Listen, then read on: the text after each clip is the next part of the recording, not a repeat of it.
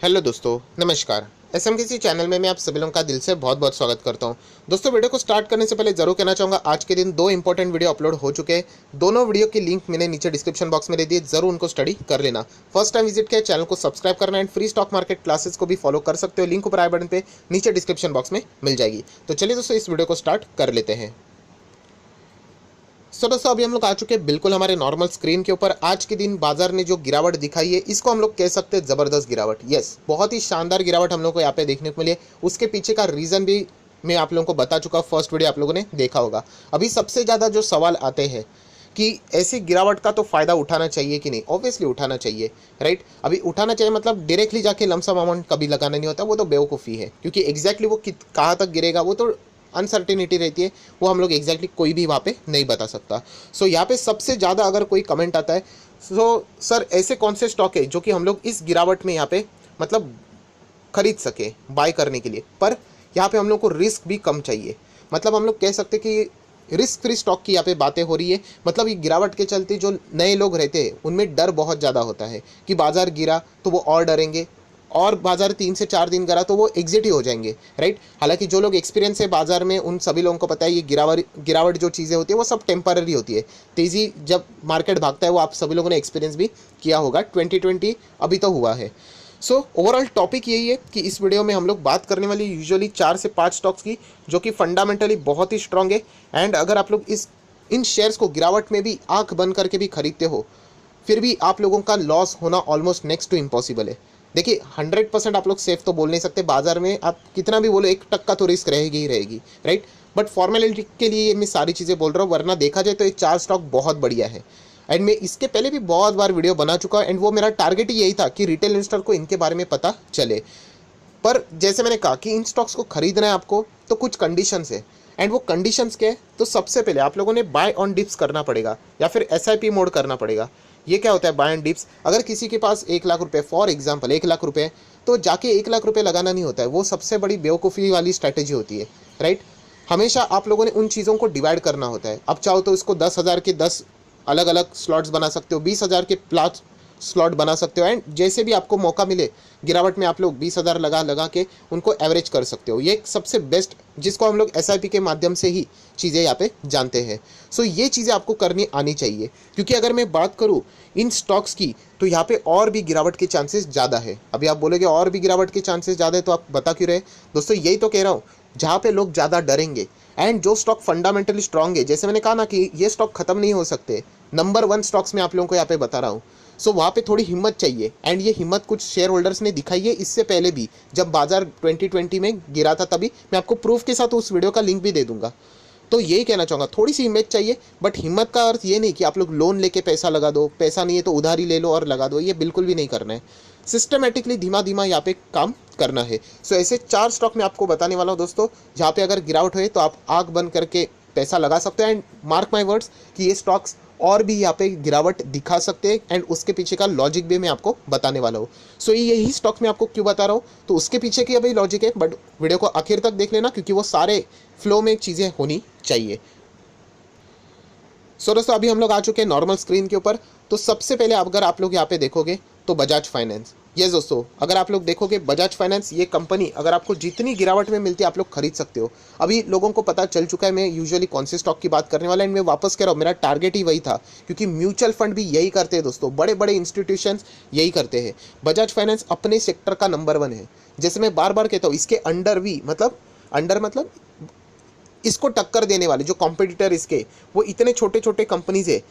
अगर आप वहाँ पे पैसा लगाते हो, and in the case of lockdown की वजह से अगर उनका बहुत ही ज़्यादा नुकसान होता है, तो इन कंपनीज का अस्तित्व भी खतरे में आ सकता है, मतलब ख़त्म भी हो सकती है। बट बजाज फाइनेंस नहीं खत्म हो सकती, बहुत ज़्यादा कैश है इनके पास, बहुत ज़्यादा, मतलब बहुत ही बड़ी कंपनी है ये, कुछ ना कुछ अरेंज करेगी।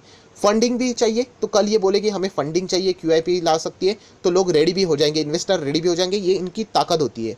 तो ये ताकत आपको जाननी होती है। जो मैं बार बार कहता हूँ, आज गिरावट हुई, बजाज फाइनेंस क्या गिरेगा नहीं? ये देखिए 7.25% गिरा।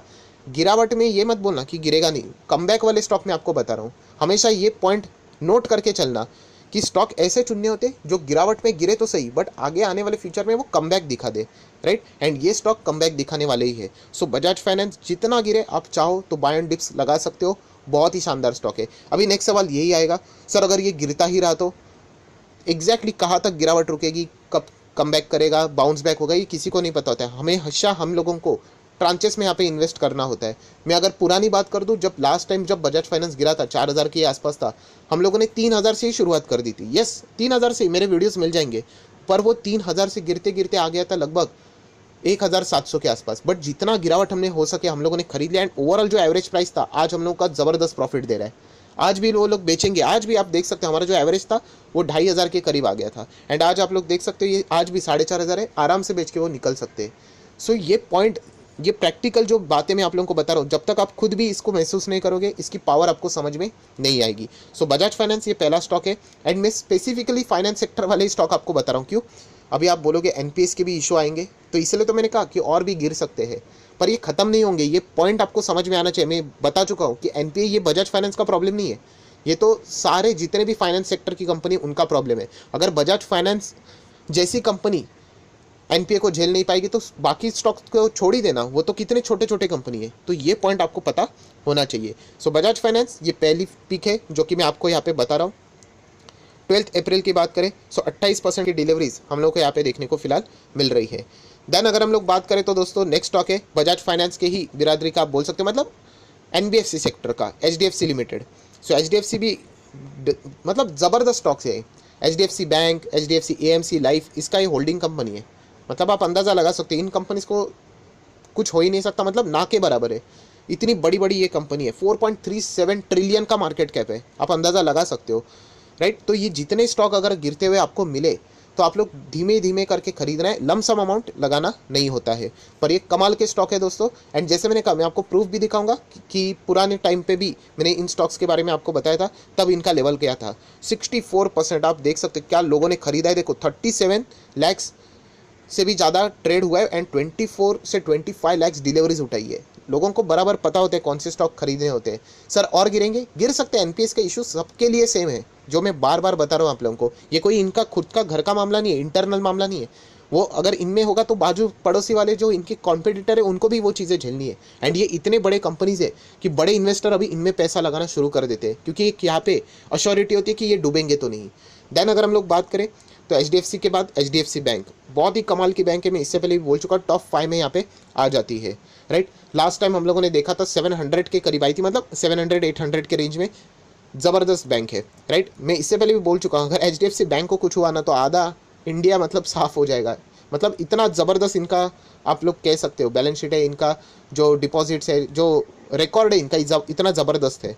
सो इन बातों से टेंशन नहीं लेना होता है। सर ये बैंक है, एनपीए बढ़ेंगे, हाँ बढ़ सकते हैं। अगर एचडीएफसी बैंक के एनपीए बढ़ेंगे तो सोच लेना बाकी बैंक्स की क्या हालत होगी, राइट। तो उसमें हम लोग कह सकते हैं कि यहाँ पे सिचुएशन वर्स्ट है ना, तो बेस्ट स्टॉक को उठा लो।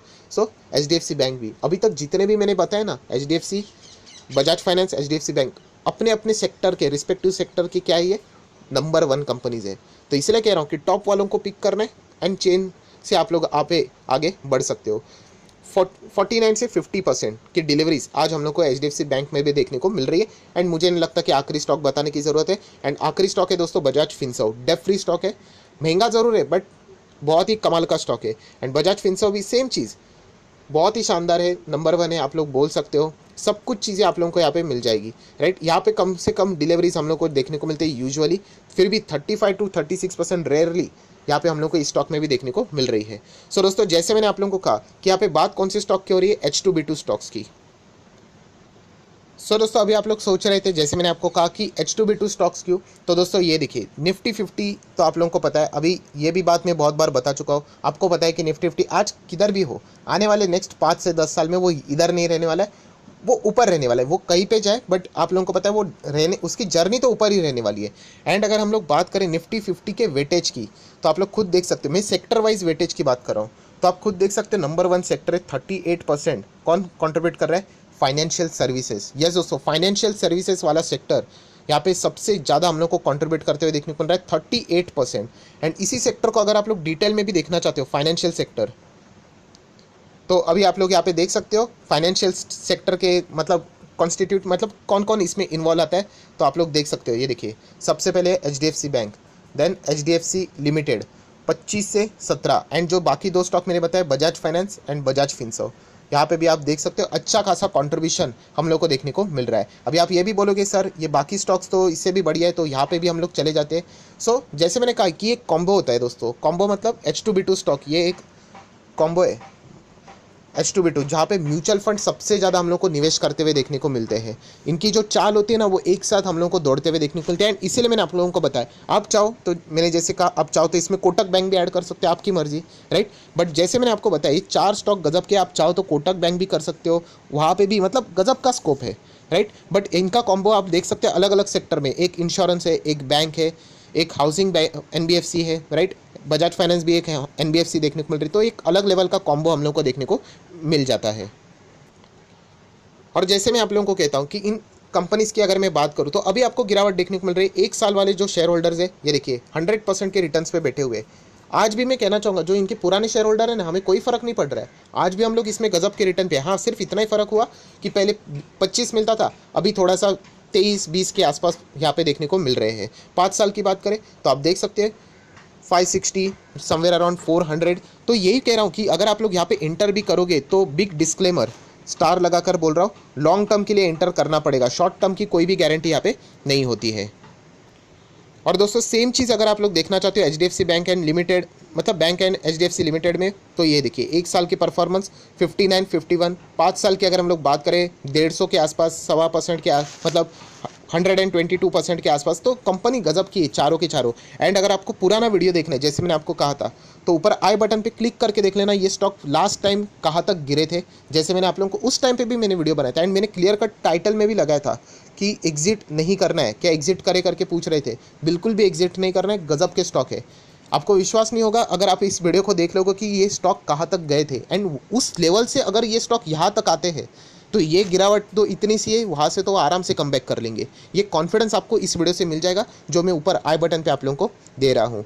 सो यही कहना चाहूँगा, अगर आप लोग वाकई में यहाँ पे निवेश करना चाहते हो तो ये H2B2 वाले स्टॉक का कॉम्बिनेशन है, आप इनके साथ जा सकते हो, जहाँ पे आप लोगों को एक भरोसा मिलेगा, जहाँ पे रिस्क जीरो तो नहीं है बट बहुत ही मिनिमम भी है।